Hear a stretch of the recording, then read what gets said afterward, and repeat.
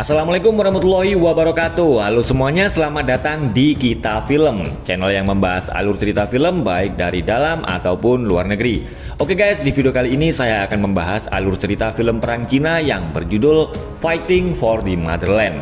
Tapi seperti biasa ya, sebelum kita menuju ke alur ceritanya, pastikan teman-teman semuanya sudah subscribe channel Kita Film.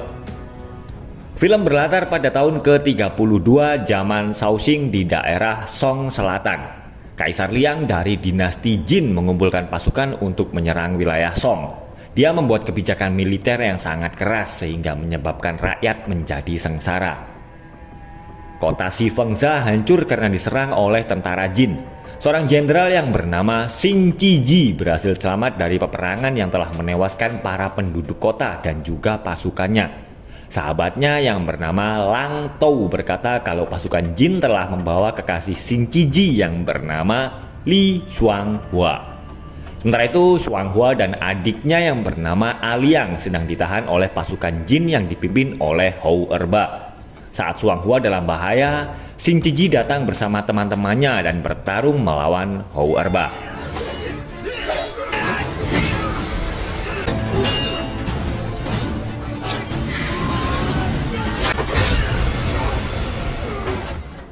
Shuanghua membidik Hou Erba yang akan kabur, tapi meskipun terkena panah, Hou Erba masih hidup dan menyerang balik dengan tombak.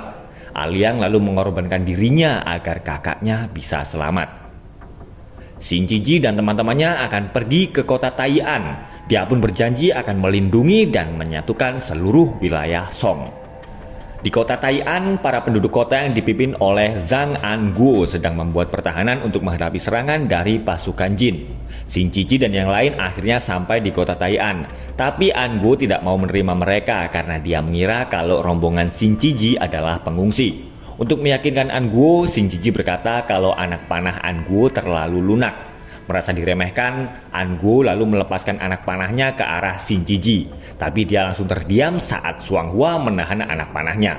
Sementara itu, penguasa Tai'an yang bernama Jenderal Geng Jing sedang berdebat dengan temannya yang bernama Jia Rui.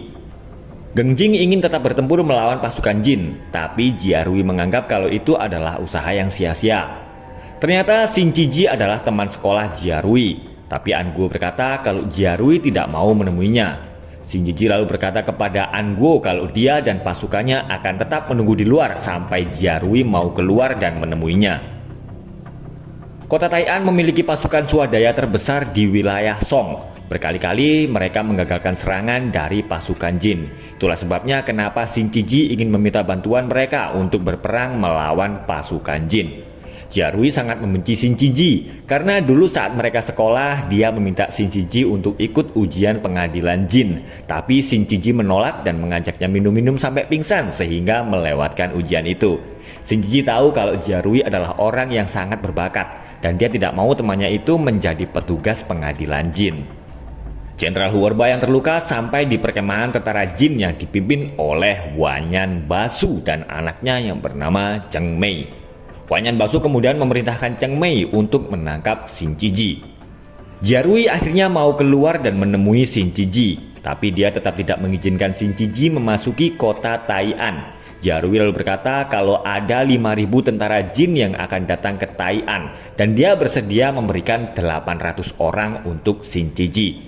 Jika Xing Qiji menang, Jia Rui akan mengizinkannya masuk ke kota Tai'an.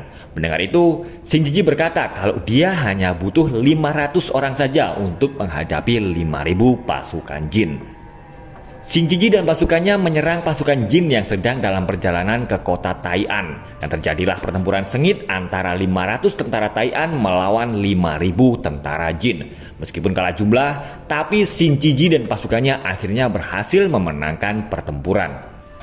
Sesampainya di Tai'an, Xing Qiji membagikan makanan milik pasukan Jin yang berhasil mereka kalahkan ke para penduduk kota. Tapi Anguo datang dan melarang Xing Qiji membagi-bagikan makanan. Tidak berapa lama, Geng Jing lalu datang dan memarahi Anguo. Dia berkata kalau mulai hari ini Xing Qiji dan yang lain adalah saudaranya.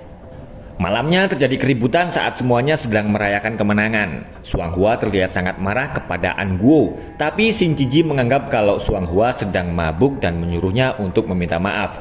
Kemarahan Xuanghua akhirnya reda setelah Lang Tao berkata kalau Xin Ciji sangat mencintainya. Geng Jing telah mengambil keputusan akan membawa seluruh pasukannya untuk bertempur melawan pasukan Jin. Meskipun agak kurang pintar, tapi Jenderal Geng Jing memiliki semangat tempur yang tinggi demi kota Tai'an. Jiarui tetap tidak setuju dengan rencana Geng Jing dan Xin Ciji. Dia menganggap kalau mereka tidak punya banyak orang untuk menghadapi pasukan Jin. Seorang biksu kemudian datang dan menghentikan perdebatan mereka. Ternyata dia adalah teman lama Xin Ciji yang bernama Yi Tuan. Yi Tuan berkata kalau dia bisa membantu membawakan 5.000 pasukan untuk membantu mereka. Dia kemudian meminta bantuan Geng Jing mengirimkan utusannya. Tapi di tengah perjalanan, pasukan Jin berhasil membunuhnya. Dan ternyata Yi Tuan telah bekerja sama dengan Cheng Mei. Xin Ciji sedang dikepung oleh Geng Jing dan anak buahnya. An Gu lalu berkata kalau semalam Yi Tuan telah menyerangnya dan mencuri segel milik Geng Jing. Xin Ciji akan pergi dan berjanji akan mengambil kembali segel milik Geng Jing. Sementara itu, Cheng Mei dan 800 pasukannya sedang menuju ke kota Tai'an. Xin Ciji berhasil mengejar Yi Tuan. Dua teman lama itu pun akhirnya harus bertarung. Xin Ciji terpaksa harus menghabisi sahabatnya sendiri dan mengambil kembali segel Geng Jing. Malam hari, Cheng Mei dan Hu Erba akan menyerang kota Tai'an. Tapi Xin Ciji dan yang lain sudah siap menunggu kedatangan mereka. Cheng Mei yang sedang terkepung menjanjikan jabatan yang tinggi kepada Geng Jing jika dia mau melepaskannya. Geng Jing lalu menolak tawaran itu. Xin Ciji menyuruh Cheng Mei dan pasukannya menyerah dan kembali ke perkemahan. Tapi tidak dengan Hu Erba. Xin Ciji akan membalaskan dendamnya kepada orang yang telah menghabisi para penduduk di kota Shifengza. Xin Ciji berhasil mengalahkan Hu Erba dan Xuanghua akhirnya menghabisi Hu Erba untuk membalas kematian adiknya. Geng Jing mengangkat Xin Ciji menjadi sekretaris utama pasukan kota Tai'an. Tapi An Gu terlihat tidak senang dengan keputusan itu. Dan di pidato pertamanya, Xin Ciji meminta agar semua prajurit bersatu untuk melawan pasukan Jin.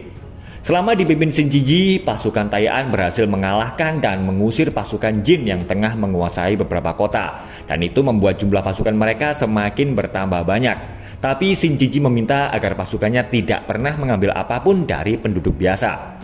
An Gu menghasut saudara Geng Jing untuk mengambil domba milik penduduk. Karena ketahuan, Xin Ciji memerintahkan saudara Geng Jing untuk dihukum mati karena telah melanggar aturan. An Gu yang merasa terancam langsung menghabisi saudara Geng Jing dan melarikan diri. Setelah kejadian itu, para pasukan Tai'an membenci Xin Ciji karena dianggap telah menyebabkan kematian saudara mereka. Setelah berhasil menguasai beberapa kota, pasukan Tai'an butuh merebut satu kota lagi agar mereka bisa mengepung pasukan Jin, yaitu kota Zichuan. Sementara itu, Wanyan Basu dan Cheng Mei sedang merencanakan sesuatu untuk menghentikan Xin Ciji. Cheng Mei membuat pengumuman bagi siapa saja yang menyerah kepada pasukan Jin akan diberikan posisi dan juga kehidupan yang layak.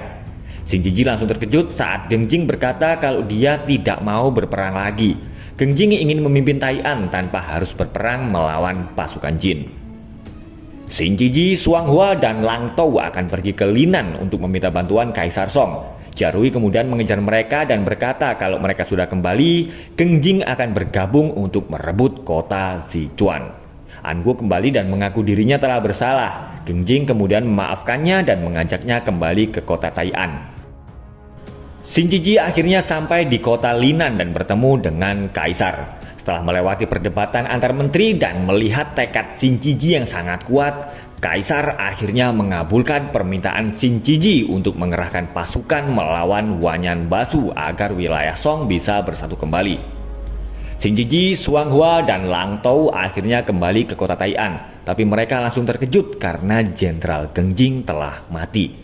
Xin Ciji pun tidak kuasa menahan tangis di depan jenazah Geng Jing. Ternyata An Gu telah berkhianat dan membunuh Geng Jing, dan kematian Geng Jing itu membuat Kaisar Song telah membatalkan perintahnya untuk menyerang pasukan Jin.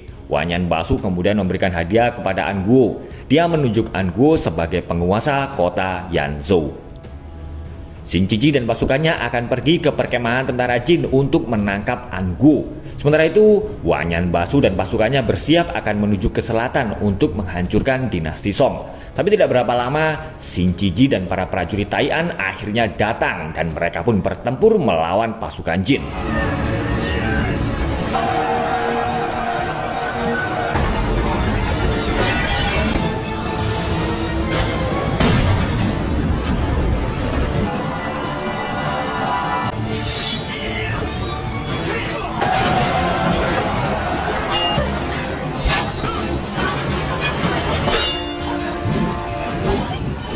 Xuanghua akan bertarung melawan Cheng Mei. Dia lalu menyuruh Xin Ciji agar menangkap Han Guo. Pertarungan sengit antara dua prajurit wanita pun terjadi dan Xuanghua akhirnya bisa mengalahkan Cheng Mei. Xin Ciji berhasil menangkap Han Guo dan menghajarnya, tapi saat dia akan membawa Han Guo pergi, Wanyan Basu dan pasukannya mengepung mereka. Meskipun sudah tahu akan kalah, Xin Ciji, Xuanghua, Lang Tao dan para prajurit Tai'an dan Si Fengza tetap maju di tengah ratusan anak panah yang menghujani mereka. Asik. Xuanghua yang terkena panah akhirnya mengembuskan nafas terakhirnya di pangkuan Xin Ciji. Xin Ciji sangat marah dan mematahkan anak panah yang menancap di badannya. Dia kemudian mengambil tombak dan melemparnya tepat mengenai Wanyan Basu. Lang Tao menaikkan Xin Ciji yang sedang terluka parah ke atas kuda. Dia pun mengorbankan dirinya agar Xin Ciji bisa selamat. Han Guo akhirnya dihukum mati di kota Linan, dan berita itu berhasil membangkitkan semangat para prajurit di seluruh negeri. Dan akhirnya pasukan Jin gagal menjalankan misinya untuk menghancurkan dinasti Song. Dan di akhir film diperlihatkan Xin Ciji yang sudah tua bertemu lagi dengan Xuanghua. Dan film pun berakhir. Oke guys, itulah tadi alur cerita sebuah film yang berjudul Fighting for the Motherland. Terima kasih sudah menonton, semoga terhibur dan semoga kalian mengerti dengan alur ceritanya ya. Dan jangan lupa buat teman-teman yang belum subscribe, ayo silahkan di subscribe dulu channel Kita Film. Sampai ketemu lagi di video berikutnya. Wassalamualaikum warahmatullahi wabarakatuh.